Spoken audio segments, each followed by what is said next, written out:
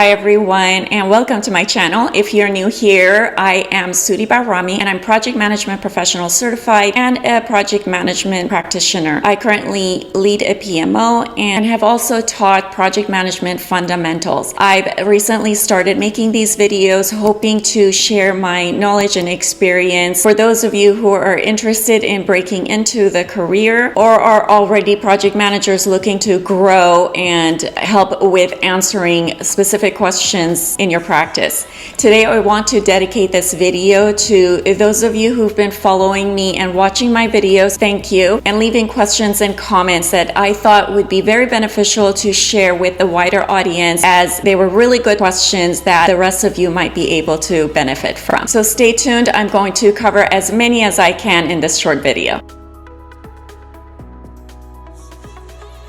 First question, what is your advice for someone wanting to be a project manager but have no experience in any industry? Well, first of all, I would suggest that starting with certification. I have a video on this topic, but I'm going to quickly go through this. CAPM, or the Certified Associate in Project Management, is a certification that currently PMI offers for those of you who have no experience. This is definitely a very good place to start gaining the foundational knowledge while you try to build other experiences. And in parallel to gaining this certification, look for certain entry-level positions that don't require that much project management experience, such as project coordinator or project assistant or a project analyst. Next question. My biggest challenge is knowing or recognizing how my past experience can be transferable to project management. I guess that is some form of imposter syndrome. I was considering a master's in project management, but what do you think? Another one was management information systems. There is so much information out there. I agree. I think today there are so many more resources out there and different ways of getting into project management. I think to gain a master's degree specifically in project management, while it might be great, I personally think that putting that effort into a certification in project management will serve the same purpose in a shorter period of time.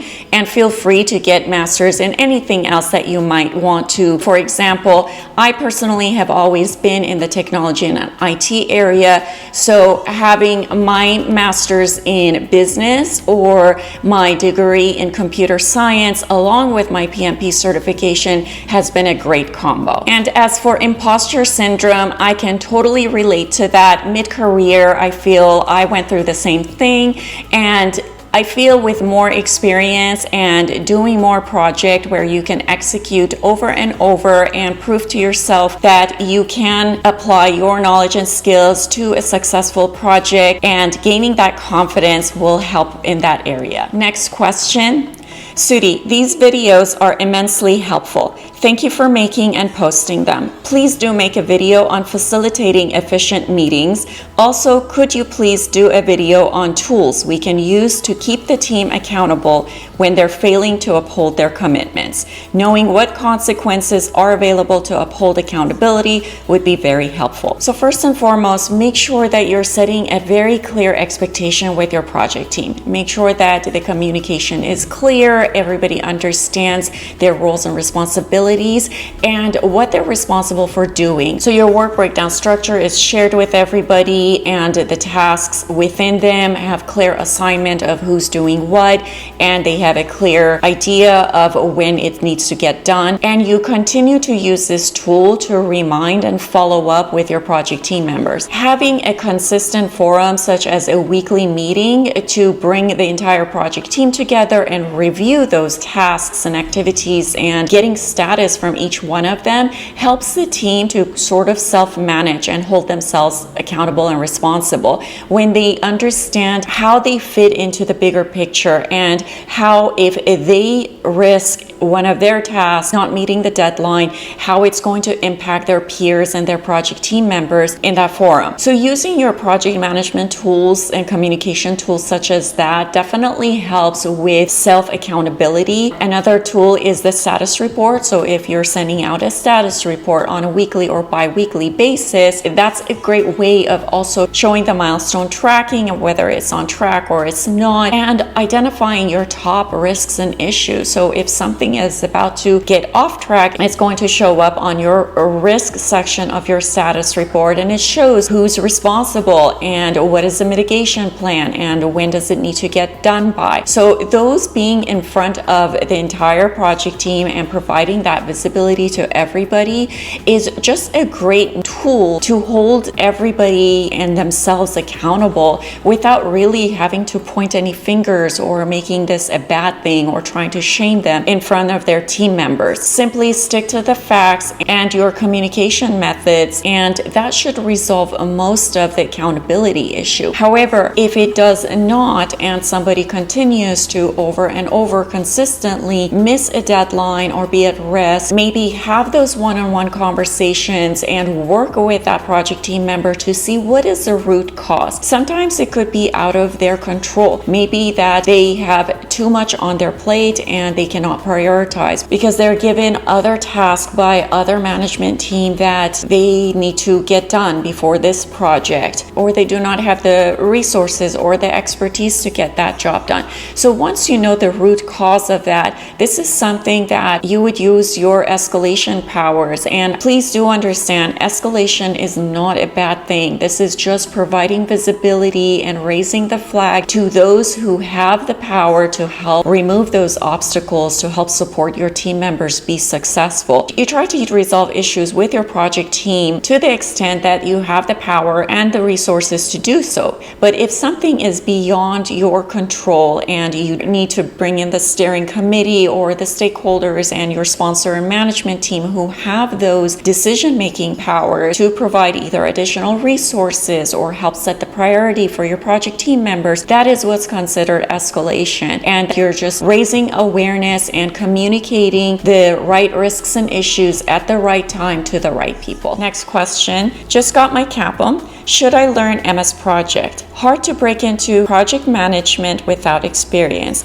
Are project coordinator or analyst entry-level titles? Well, there are two questions in there. So whether you should be learning Microsoft Project, absolutely. If you have that at hand and it's a tool that you have access to, why not? Microsoft Project has been around for a very long time and continue to be so, and a lot of traditional project managers still use Microsoft Project. Now, having said that, there are a lot more tools out there that help with project management, but bottom line, the features and functionalities that all of them should be providing you are capabilities of breaking down a project into tasks and activities and being able to assign resources and sequence them in the right order with the right dependency on each other, having a start and end date, and possibly tracking their progress and being able to identify your milestones and put together a start to end project timeline. So any type of planning tool that you use should really have those capabilities. So anything that you have at hand, by all means, take the time to learn it, because when you're interviewing for any type of organization, you don't know what type of tool they're going to use, but you know that it's going to have those capabilities, and you should be able to transfer your skills and knowledge from one tool to another if you know the fundamentals of project planning. Next question. I just got my MBA in project management and I'm about to sit in for the CAPM exam this summer. I've taken on small enterprise projects at my current job for exposure, so I can say I have experience. But even with that, it's tough. Every job posting I've come across wants 5+ years of experience and seemingly won't consider you if you don't have it. I ran across a project scheduler opening that requires 6 years of experience. I wouldn't think something like that would entail such a lofty requirement. Well, I'd say make sure you understand what type of industry and job posting you're looking at. Just purely going by a title, while it might be helpful, it's all relevant. Some of these titles might actually be very experienced position depending on the industry and type of project that they're doing. So what I would suggest in making sure that you read the job description, anything that has to do with project, very closely and immediately look at the number of years of experience that they're looking for. Typically, project assistant or project analyst tends to be on the more entry-level side, but again, look for jobs that are requiring from 1 to 3 years of experience and try to relate the type of work that you've done in your current position or in another industry and another job, and how closely you can relate what you've done in practice to the basic requirements that they're looking for. In addition, having those certification and CAPM is the right way to go if you have no experience. That is something that PMI has provided that is specifically for those who have no experience. So having that certification on your resume also shows your dedication and knowledge of basic project management, that together with similar experiences that may not necessarily be directly project management related, but has those skill sets that are required to show that you have the potential of project management, then you can get into project entry level, project assistant, project coordinator that will be working under a more seasoned and more senior project manager supervision, and being in that environment would be the great way to enter, and then from there you can build up to higher level project management positions. Now, one of my viewers, in response to one of my videos that had to do with where I built out a WBS using sticky notes, asks the question, what about digital tools to do so? Well, I used the sticky notes as a facilitation and an informal way to bring the project team together and do some brainstorming sessions, and it made it a bit fun and also more of a brainstorming where the ideas would just flow through, and as they came up we would be in a workshop environment and the sticky notes would go on the board and then we could move them around and one would lead to more ideas. Now, this doesn't mean you can't do this with a digital tool. Any kind of tool, whether it looks like a Kanban board or a spreadsheet or anything that can create an org chart such as a Microsoft Visio or PowerPoint, anything that you can basically write on and turn into tables or organize in some format will serve the purpose. I personally have not used any type of digital tool that's specifically for work breakdown structures. Many actually just use Microsoft Project to build out the breakdown of their tasks and activities for the project and use that as a WBS. So I would say any digital tool would do, as long as you know what the purpose of the WBS is and how you're supposed to put that together. I think feel free to use any tool you can. Next question, do you provide training for PMP certification? I do not. However, I do recommend starting with PMI site. They provide a lot of resources that can lead you to the appropriate project management certification type of training, whether it's online or classroom type of training, whatever that works for you. I would say that is the best way to start. Next question. Thanks for all the great videos. Maybe a suggestion for a video would be how to acquire resources or cost in parentheses for the project, as well as how to escalate. I think those are two separate questions. I touched on escalation in my earlier question, so you could refer back to that. Don't see escalation as a bad thing. Use your project management communication tools like status reporting, your RAID log, your one-on-one check-ins with your sponsors. Those are all various communication tools that you can raise awareness for any types of issues that you need additional assistance outside of the project team. Just make sure that you do it with a sense of urgency at the right time with the right person, and alternatives and mitigation plan that you hope that the sponsor or your stakeholder can help you resolve. And to answer in terms of how to acquire resources, I think the answer probably addresses both types of resources, even though in the question it's specific about cost and budget, but it could also apply to your people resources as well. So what I would suggest is start with your work breakdown structure. That's the best way to basically take your entire scope, your project as a whole, and break it down to the workable packages that are at smaller chunks where you can help estimate the level of effort that it needs, the material that it might need, so any costs associated with it. If you're doing a technology technology project, those might be software licenses or hardware, temporary resources like such as professional resources and consultants. So all those have a cost associated with it. So by breaking your scope down into smaller chunks, it's going to estimate what is needed for each of those work packages. So once you have that estimation, I would suggest putting together a project proposal or a business case that helps explain that for this type of project, for this type of timeline, these are the resources needed to get the project done successfully.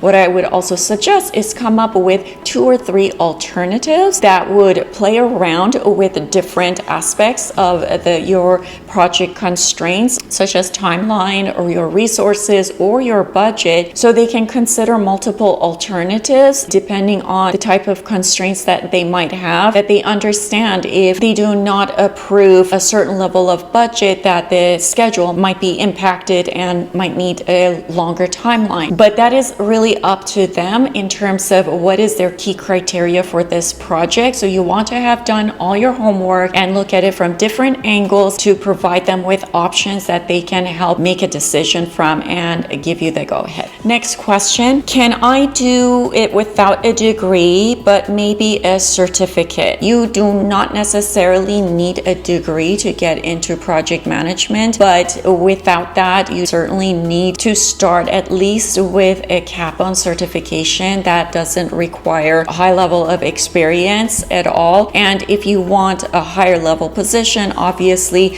you need the experience to compensate for that. I would say for project management, certification is definitely something solid on your resume that can help show your dedication and your basic knowledge of project management, regardless of the type of education you had prior to that. It really depends on the organization and what their requirements are. So make sure when you're looking at job descriptions, what are their requirements and what they're looking for. And the last question for today: thank you very much for these incredible tips. Do you have a group for project managers? Unfortunately, I don't, but I have just started this channel. So as I'm starting to get more followers and learning about what types of questions and topics you all are interested in, maybe down the road, if it continues to growing into something more, I'll definitely keep you posted. So if you haven't already done so, make sure to hit the subscribe button and make sure to leave comments if you are interested in any other topics